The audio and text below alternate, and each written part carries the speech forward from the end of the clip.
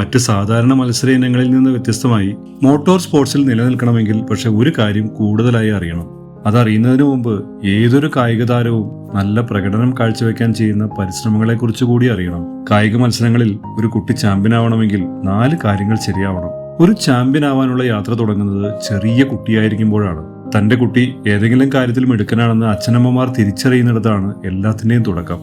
സമൂഹം എന്ത് പറയുമെന്ന ഒറ്റ തോന്നൽ മാതാപിതാക്കൾക്കുണ്ടായതുകൊണ്ട് മാത്രം ക്ലാസ് മുറികളിൽ തളച്ചിട്ട് പോയ ഒരുപാട് ചാമ്പ്യന്മാർ നമ്മുടെ ചുറ്റിലുമുണ്ട്. മക്കളെ ചാമ്പ്യന്മാരാക്കുന്നതിൽ ഏറ്റവും വലിയ പങ്ക് വഹിക്കുന്നത് മാതാപിതാക്കളാണ്. തങ്ങളുടെ പണവും സമയവും എല്ലാം ഒറ്റ ലക്ഷ്യത്തിന് വേണ്ടി മാറ്റിവെക്കാൻ അവർക്കാവണം. രണ്ടാമത്തേത്, ഒരു നല്ല കോച്ചിന്റെ കീഴിൽ കൃത്യമായ പരിശീലനം. ഏതെല്ലാം സമയത്ത് ഏതെല്ലാം മത്സരങ്ങളിൽ പങ്കെടുക്കണമെന്ന് കൃത്യമായ അറിവ് ഒരു നല്ല കോച്ചിനുണ്ടാവും. ഓരോ മത്സര ഇനത്തിനും യോജിച്ച രീതിയിലുള്ള ഭക്ഷണം.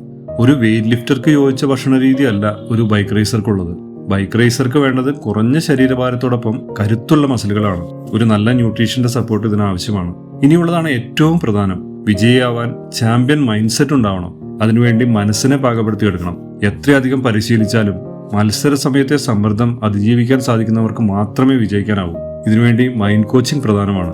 എന്റെ മകൻ സാവിയൻ ഒരു ബൈക്ക് റേസർ ആയതുകൊണ്ട് ഇതെല്ലാം ചെയ്യാറുണ്ട്. ഈ പറഞ്ഞത് കൂടാതെ അവൻ സ്പോർട്സ് ഫിസിയോ കൂടി ചെയ്യുന്നുണ്ട്. പരിക്കുകളെ ചെറുക്കാനും പരിക്ക് പറ്റിയാൽ പെട്ടെന്ന് ഭേദമാവാനും ഇത് വളരെ അത്യാവശ്യമാണ്. ബൈക്ക് റേസിംഗ് മത്സരിക്കുന്നവർ ബൈക്കിന്റെ ഓരോ ഭാഗങ്ങളെക്കുറിച്ചും നന്നായി അറിവുള്ളവരാണ്.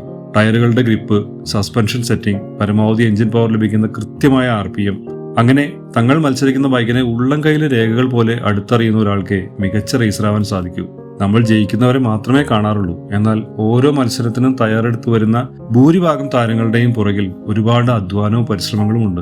അതുകൊണ്ട് തന്നെ ഒരു ചെറിയ കുട്ടിയെയും കൈപിടിച്ച് ഒരു അച്ഛനോ അമ്മയോ കളിക്കളത്തിലേക്ക് പരിശീലനത്തിന് പോകുന്നത് കാണുമ്പോൾ അവർ കടന്നു പോകുന്ന കനൽ വഴികളെക്കുറിച്ച് നമ്മൾ ഒരു നിമിഷം ഓർക്കണം.